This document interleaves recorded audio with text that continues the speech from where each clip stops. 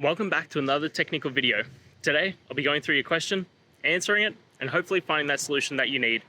Guys, remember to stay just a little bit crazy, just like me, and hopefully find that resolution you're looking for. Now, let's continue on to the video.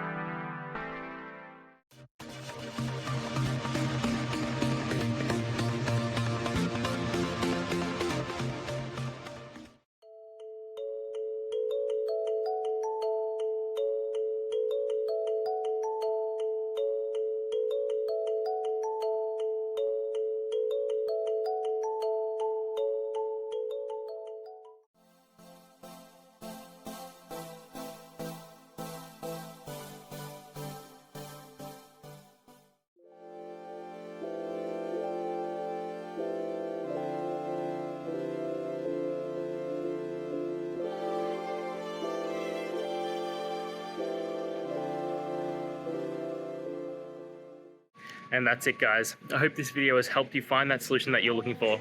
If it did, please hit the subscribe button. I'd really appreciate it. And until next time, I hope you have a good one. Cheers.